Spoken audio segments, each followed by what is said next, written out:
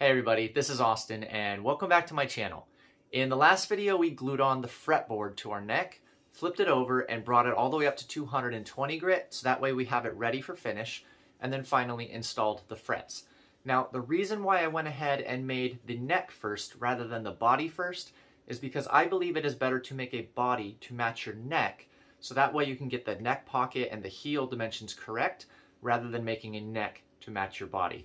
So that is the plan for today. We are finally going to be making the body for this guitar and I am so excited. Now we are basically going to be following the exact same process that I laid out in my cam for guitar bodies video with a few minor alterations because of the timeline in what it took for me to get my top book matched. So if you haven't seen that video or you'd like more information about this process or the tool paths I'm using, you can go ahead and check out that video and I will leave a link down in the description below.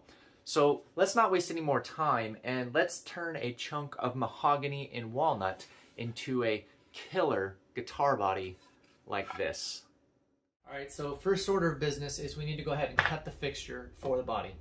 Now, I'm hopefully going to learn my lesson from the last time where I ended up not measuring the hole-to-hole distance on my dowel pins and ended up crashing right into my T-slots. So let's learn our lesson there. So I'm going to go ahead and measure that out. And it's 21.25 inches. So right about there. And so, yes, as long as I place it within about an inch and a half of the edge of one of the T-slots, I will be totally fine and not crash into my T-slots. So I'm going to go ahead and place the fixture probably right about, well, let's see what dowel pins we have already.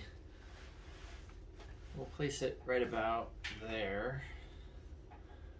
That should be pretty good. So we'll line it up with our hole pins here. So we'll go ahead and place the 0 point for this fixture right about here, basically right in front of this dowel pin, but about an inch and a half in. And that should be perfectly fine and I won't run into any of my other dowel pin holes. Okay, that's not going anywhere.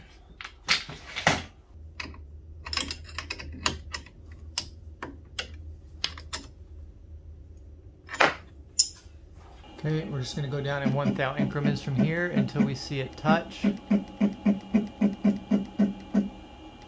That's looking pretty good. Let's feel it. Yep, it's just starting to scrape, so we are good to go.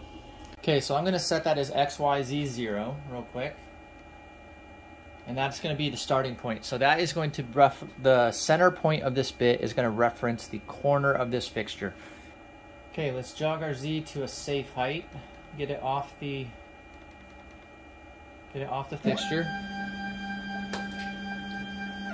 And we're going to go ahead and power this guy up and run it. And I'll see you guys in a minute.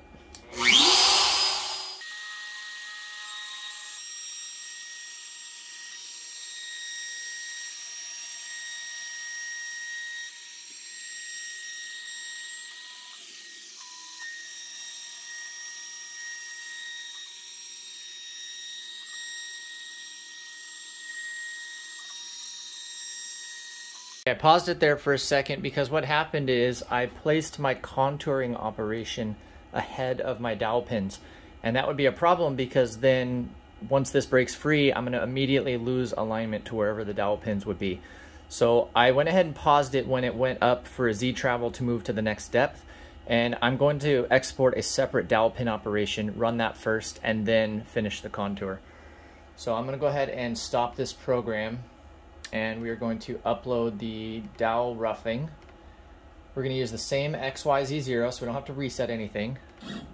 Right there. And let's go ahead and turn it on. And let's run it.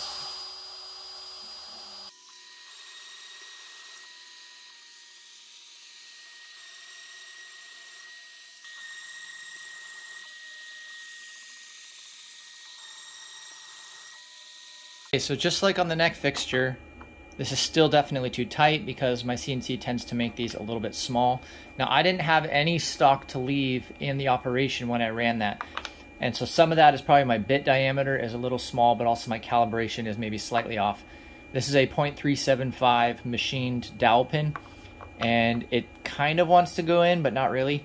So I'm going to rerun a new operation with negative stock to leave and go ahead and open up that hole diameter until we get a better fit. Now I'm going to learn my lesson from the last time, because last time I made these way too tight and that caused me a ton of problems when trying to get the part off. So I'm definitely going to take my time and get this fit more of like a nice glide fit rather than a really tight fixture, not fixture, but pressure fit, let's say friction fit, that's the word I was looking for. Not a tight friction fit that I have to, hammer in or anything.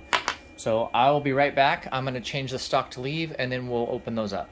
Okay, so I took out an extra 5 thou on the program. So I'm going to upload my sizing program. And we're going to go ahead and send this back to X0Y0. We're going to turn on the spindle and run it.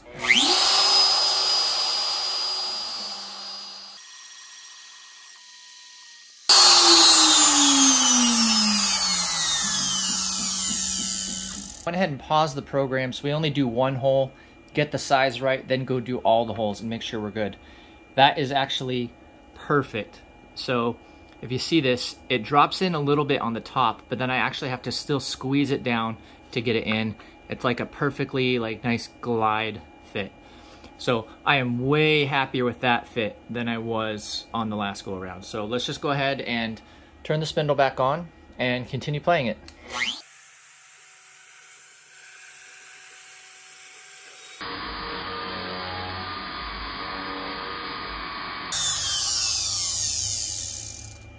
Okay, well, something happened, so let me bring you over to the computer.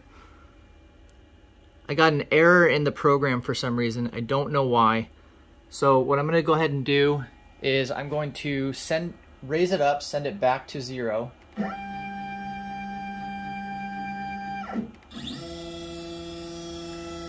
we're just going to rerun that program and see what happens. Now, it doesn't look like...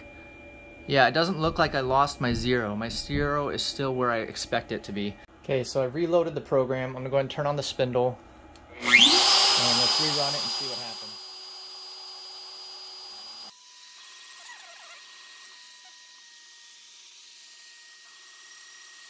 We're good. We're just going to go ahead and let it run. Everything looks good. We just had a little bit of a problem right there, but it still goes all the way down.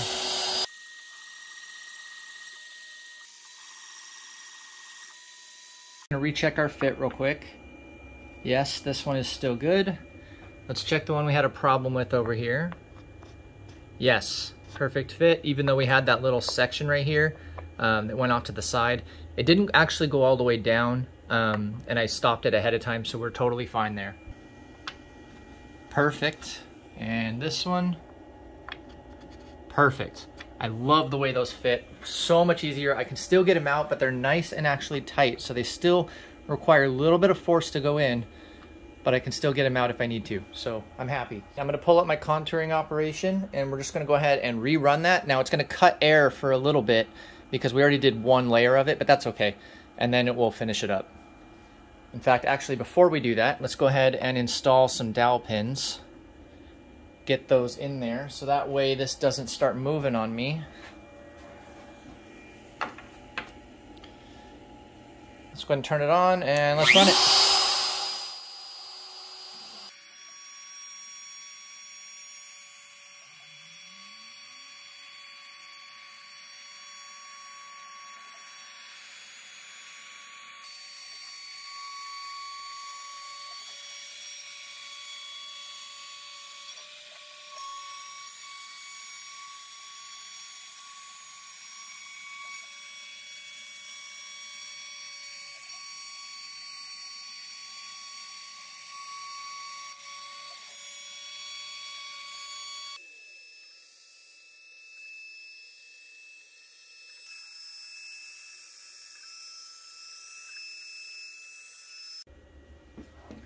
Okay, so the fixture is cut. Now, I did not cut the center dowel pins for the part here because my intention this time is to do that with the part at the same time, because that's when I got the good results last time.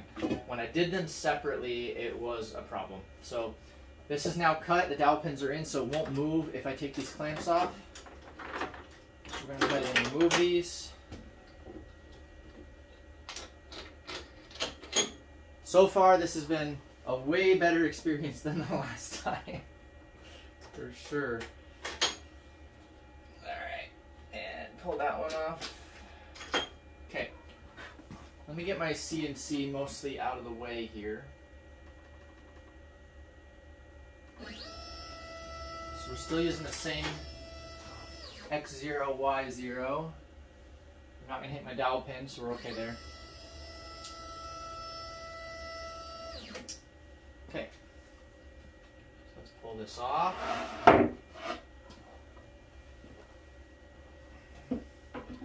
Vacuum up a bit.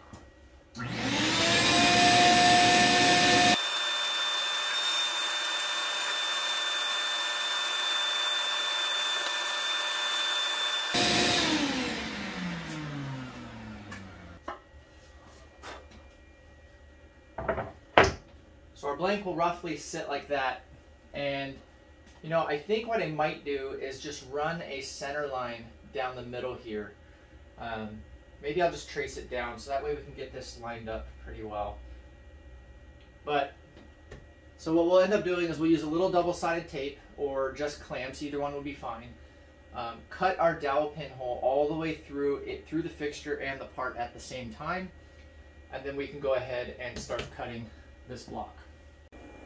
Okay, so I'm going to go ahead and mark a center line with a marking knife here. I was going to do a V-bit going up the fixture. I don't want to have to change my bit or change my offsets, etc. So this fixture is exactly 14 inches, so I'm just going to use a combination square here set to 7 inches. And then I'm just going to line it up right here and give myself a little bit of a marking. So I just did a little marking right here that just establishes my center point, so that way I can line up the blank. Okay, so just to make sure that the double-sided tape sticks really well, I'm going to go ahead and use a little bit of alcohol and just clean this really well, make sure it's degreased, free of dust or anything else. It's one thing I really like about these phenolic top for fixtures is they're really easy to clean and make sure that the tape will always stick the way you expect it to. Okay, so I'm going to do one strip of tape down the center. Now, I don't need a ton of holding power here because I'm also going to be using clamps. This is mostly to keep the body from sliding around on this slick surface. So I'm going to do it not over top of my center line here if I can avoid it. And I actually learned that was a big problem when I made the fretboard, is that my fretboard basically covered that entire surface and I slathered the glue on there, and it made it a nightmare to get my fretboard off, which was a big problem. So I'm not going to use nearly as much, just enough to kind of keep it in place so I don't have to worry about it. Okay, so this is actually going to be the show side, which is going to be the back side of the guitar. Now, in my cam for guitar bodies video, I did the front side, then the laminated top, then the back first. I've kind of decided to switch the order of operations around. I'm going to do the back first, then flip it over, cut the channel for the cable routing, and then glue on the top. And part of the reason for that is I have to get this all done today, and we're going to be headed over to someone's house later to go ahead and book match the top. And when I come back from that, I need to be almost done with the guitar. So I'm going to do the back side first, and this is going to be our show side. So this is the side we're not going to put tape on. We are going to put tape on that side. Just get it mostly as close to center as possible, but not covering everything up. That should be good. Okay. I'll burnish that down a little bit, make sure it's nice stuck on there. Do the same for this. Just kind of burnish it down a little. And let's grab our super glue. Now, y'all gave me a big amount of grief for using my hands last time. So in this case, I'm just going to do that. I am not going to be slathering it around with my hands. Again, it's not super critical. Spray some activator on here. Like that.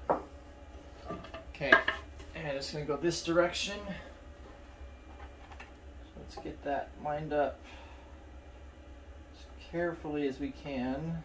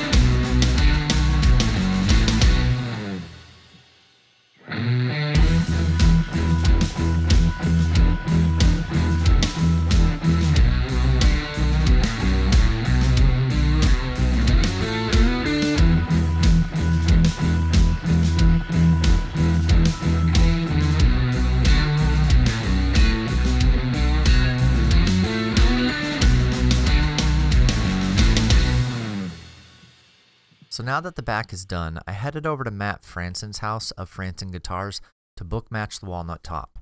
Now, unfortunately, I don't have access to a bandsaw, so a few weeks ago I put out a request on the Guitar Building with CNC Facebook group for anyone in the Seattle area who'd be willing to do this for me. As it turns out, Matt only lived about 10 minutes from my house and hit me up. I ended up paying Matt about $20 and a case of beer for him just to split the top for me, but Matt was really kind enough to go ahead and run it through his drum sander and join the two mating edges for me as well. That ended up saving me a ton of machining time. Now, unfortunately, we weren't able to get a perfect book match as the saw got a little bit bound up on a knot in the wood, but that was no worries. I took care of the rest with a facing operation on the CNC when I got home. So Matt, I'd just like to say thank you so much for doing this for me. This sure as hell beat resawing this by hand, and it was a pleasure talking with you and getting to see your shop. If you guys would like to see Matt's work, you can find him at Fransen Guitars on Facebook. Now, before I can glue on the book match top, I actually need to go ahead and flip the part over and cut the other side of the control cavity and the wiring channels that are going to be hidden underneath the top. So I was trying to get the part aligned here, and I apologize for the lack of audio because I actually got a little bit tunnel visioned. But the dowel pins were going in way too tight for some reason, and even if I hammered them home, I was really worried about being able to get the part off successfully. So instead of using blue tape like I normally would with this, I went ahead and opted to use clamps instead, so that way I wouldn't have glue holding me back of getting the part off, and instead I just might need to pry it a little once I need to take it off to glue on the book match top. So I got everything clamped down and went ahead and brought the CNC over and started cutting. Now at this point, I immediately realized something was wrong, because not only were my feeds and speeds too aggressive, I also noticed that the channel was not cutting quite on center, and I wasn't sure if that was actually correct or not, and so I went ahead and let it run. So I just turned up the speed a little bit just to make sure. Now, you can see me here, I'm checking the center line and I'm starting to panic a little that something might be a little wrong. And in hindsight, I was right and I should have stopped the machine. What ended up happening is when I set my work offset for the bit, I forgot to set it to the center of the bit, and instead I set it to the outside of the bit. And so my work offsets were off by 1/8 of an inch diagonally. And so that caused these channels and the other side of the control cavity to not cut correctly. And you'll see here in just a second what that ended up looking like.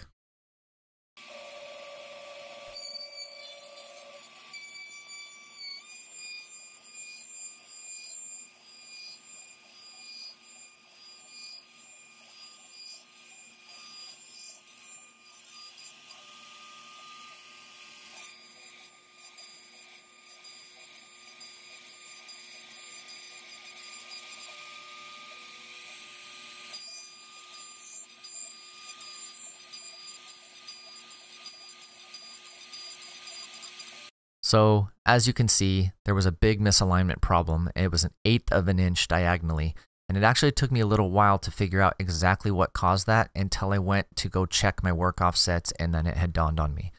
So for the wiring channels, I went ahead and recut those exactly as is, but with the correct work offsets, and allowed them to be wider than I had intended in my design.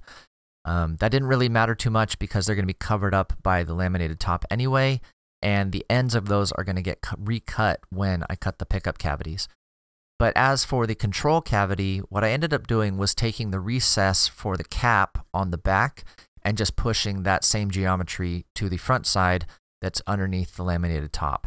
And what that allowed me to do was basically expand the contour of that and ended up correcting my mistake, which just left a little bit of an undercut. And so it changed the geometry of my cavity a little bit, but nothing that I'm going to end up being worried about, and in the end, it ended up turning out nice, and I'm pretty happy with it.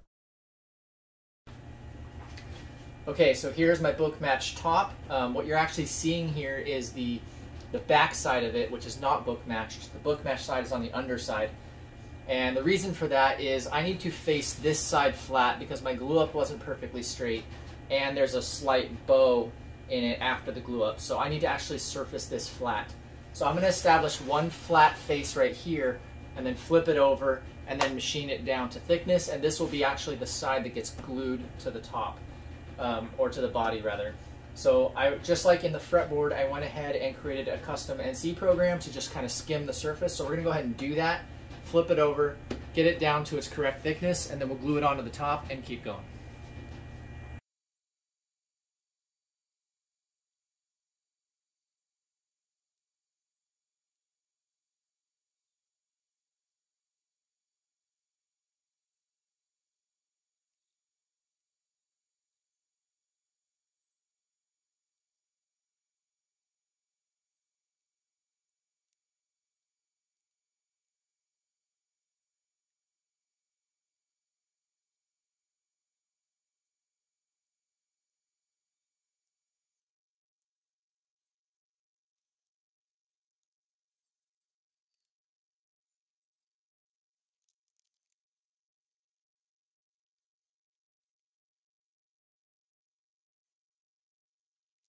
All right, so we've got the back of the body machined and everything is ready on that side. And then we've got the channels and the cavity cover with our fixed mistake ready for the bookmatch top to be glued onto it. So that's what we got to do now. So I went ahead and I checked both sides, even though I intended one side or the other. And even though we've got this little divot here, this is still the better side. And as you can tell, this blank is large enough for me to go ahead and glue that down without including that. So I think we're going to go ahead and still use this side because this side came out better. I don't know if that's coming out on camera, but there's a bit of a color mismatch between here and here, which I'm not super happy with. So that's going to be our top. So let's go ahead and set that down right there. And I've already lined it up where I want it to glue, and I've made some markings so that way it's easy for me to get everything centered up where I want it. And what I'm gonna do, because I don't have a bunch of clamps that can really clamp down on the center here, I basically just got these and some pistol style clamps. And so what I actually have is I have a bunch of these 1-inch aluminum plates. I've got 3 of them. Each one is probably at least 30-40 pounds, maybe a little bit more, that I can go ahead and set on the center as my primary clamping pressure on the top, but then I can use the clamps around the sides to secure my alignment. So the process, the way I'm thinking of doing it, is getting it lined up, putting the glue on, getting it lined up, clamping down on 4 corners to secure that alignment, then putting all these plates on and maybe putting 1-2 more on the sides here, and then calling that good until the morning. All right, so let's go ahead and do this.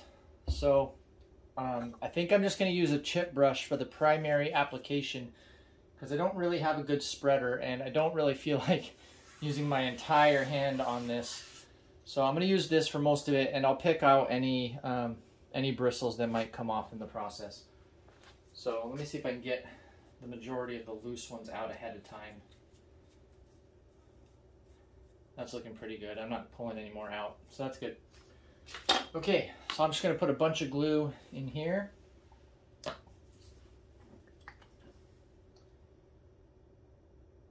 Squeeze a good amount. That should be good. If not, I'll get more. Okay, get this nice and saturated, and let's start going.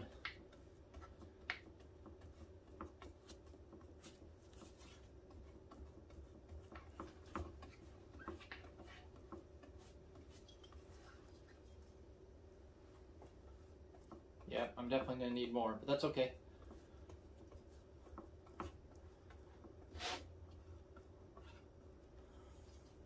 I'm going to need probably 2 or 3 times that.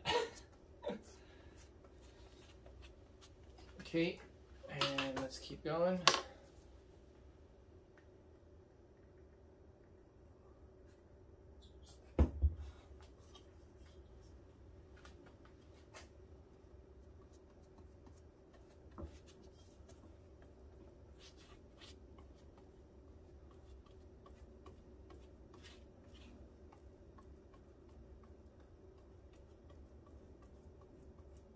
Trying to get a decent even coating.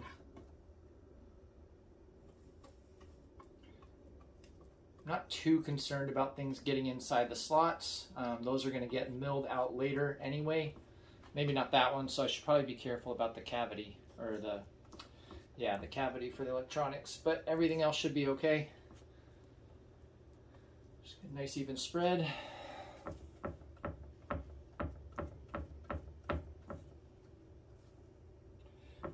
My blank's actually flat, but it looks like it's rocking a lot because my vise has seen better days. The actual surface on it is not very flat anymore, so that's why it looks like it's rocking a lot.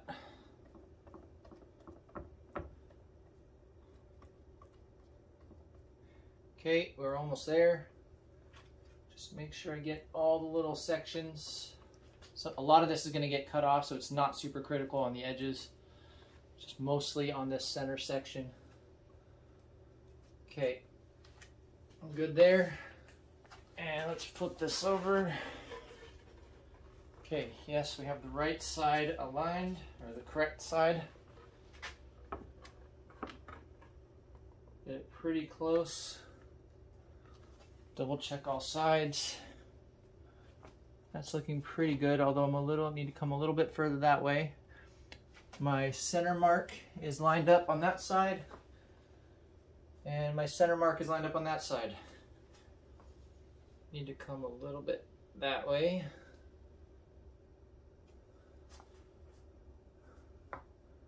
Center mark's good.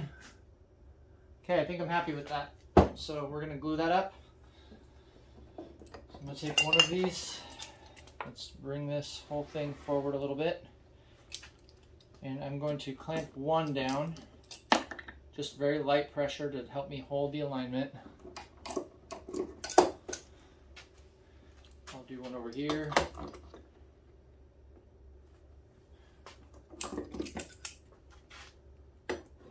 Although I don't have much space over here. I need to be careful with that one. Okay, I'm just gonna go ahead and put my plates down, double check my alignment. Yes, I'm good on that side. Yes, I'm good on that side. Okay.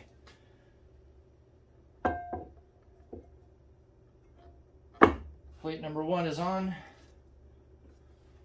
Okay, and plate number 2. Okay, and plate number 3 is in a cardboard box still, but it's just as heavy. Okay. So I'm gonna go ahead and squeeze down on these outside corners. Make sure I'm bringing the top up to it in case there's a little warpage. Okay. More on this side.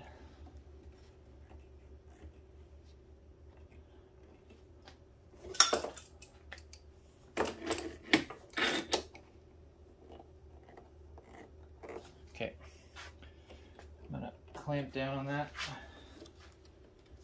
nice and tight until I see maybe a little bit of squeeze out. Okay, I'm seeing a little bit over here.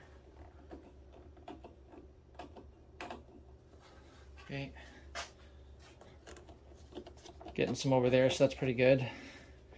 Got a tiny bit right there. Again, remember I went pretty light on the edges. In fact, I'm gonna take this off for a second. Let's see if we can get that last one on. Maybe, maybe not. Probably not. Okay. So I can shift the weight a little bit more that way to help with that. And I have, just for good measure, 2 more. So that's easily over 100 pounds, maybe 150 pounds worth of aluminum sitting on top of that. So I'm not happy with that because it looks like my center, since the surface isn't particularly flat, I'm gonna have to take this one off for a second. Move that more inward to where the surface is significantly more flat. Okay. I'll have to rely on all that weight. See if I can add something else to it.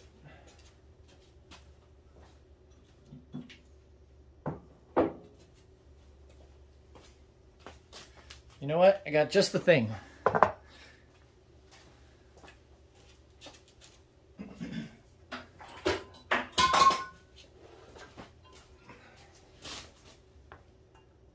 A drill press for good measure. All right, I'll see you guys in a little while. All right, so we're finally ready to flip the part over. So once again, I'm going to take a little bit of time just to clean up the fixture, make sure any tape or anything we might put down will stick the way we want it to. Degrease it, get it nice and clean. Okay, that's looking pretty good. All right, so I've got the blank here. So this is the back side, and I removed the excess from this side because that would have blocked off my access to my 0 point. I just hand sawed that off. And so we're going to install it like that. Now, I have 4 dowel pins in there, and they do all fit. And I'm debating whether or not I should put a little bit of tape right here, just to make sure it doesn't lift up. I want to learn my lesson from the neck, where I really glued this down and I had 4 dowel pins in, which made this really, really hard to get off of the fixture. So I did check. I already installed it once, and there's quite a bit of force holding it on. It was quite difficult for me to get it off. So I'm thinking I might just put a little dab, like right in the middle, like a little small piece of tape, just to keep it down, and that should be easy enough to break. Or maybe I'll just do it on the side so I can kind of pry under it and remove that. So that might be the smarter idea. So let me go ahead and grab some tape.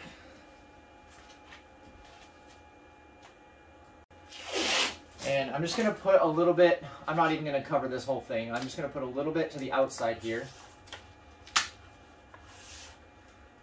Actually, no. Because what's going to happen is when I finally cut through the body, we're going to probably end up removing the stock anyway. And so I do need some tape in the middle to go ahead and hold the body down. And I could probably just use a couple clamps to hold the excess stock down for now until we remove it. So I am going to go ahead and run a strip down the center. Like so. That should be good enough. Okay, and I'm going to run a strip down the middle of the guitar here. Let me see if I can get this in the camera, sorry. So I'm going to go ahead and run a strip down the middle here. Like that. Just enough to hold the body in place, but not enough to make it really difficult to remove. So I think that'll be fine. And let me grab some super glue.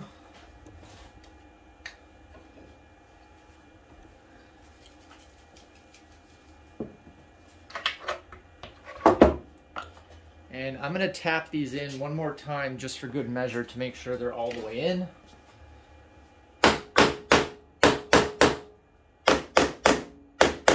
Yep, sounds like they're all the way in, so we're good there. Okay, I'm going to go ahead and... yeah, we'll just leave that be. Okay, so right in this area is where we need to have super glue. So let's go ahead and do that. We're getting pretty low here. Okay, so right here, that should be good. And to all you naysayers, I'm gonna go ahead and run this on with my finger. It'll be fine, don't worry. This stuff doesn't harden very quickly at all. Okay, let me wipe that off. And spray this on.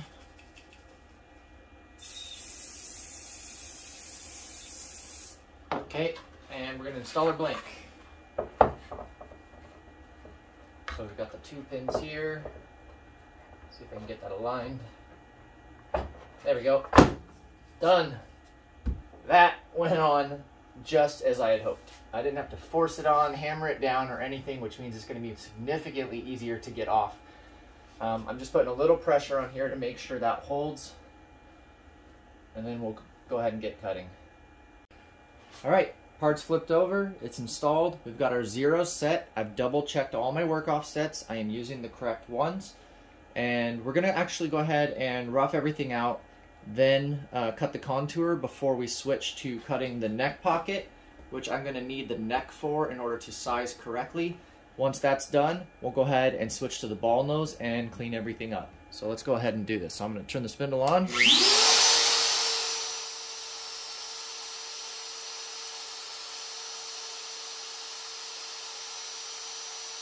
we're going to run it.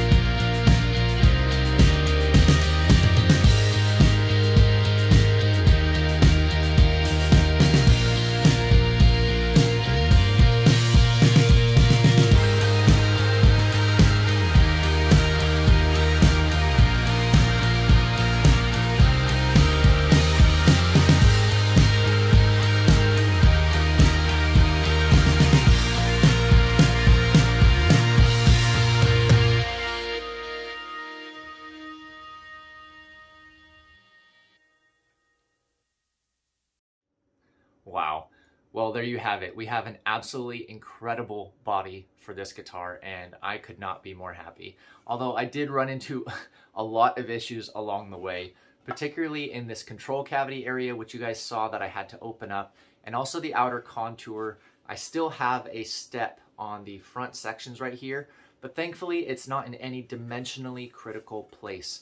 So everything that is wrong with this guitar body can be resolved with just a little bit of elbow grease. So that is what we're going to be doing. So in the next video, we are going to go ahead and sand this up to 220 and get rid of all the tool marks. And then finally, we are going to be setting the neck, finally having a completed piece that is going to be ready to go ahead and put finish. Now, the reason why I switched to a set neck, because originally I had a bolt-on style, was first of all because I was a little worried about the thickness here and using that as a bolt-on. But second, I want to guarantee that I'm able to get this transition perfectly smooth and flush. And so by setting the neck, that is going to allow me to do that. Now, unfortunately, you're not going to see that video until probably January, unfortunately, because in the next couple weeks, I am moving. I'm moving into a new house with a larger garage, and it's going to take me a few weeks to do that. We're going to be painting, and so I'm just not going to have any time to be making videos. And then unfortunately, right after that, we have the holidays. And so I'm going to be spending time with family, and it's going to be our baby's first Christmas. And so we're really excited. So I just want to say thank you all so much for coming and joining me on this journey. And to all of you out there, I just want to say Merry Christmas. And if you don't celebrate that, Happy Holidays. I wish you all well. I will see you in January.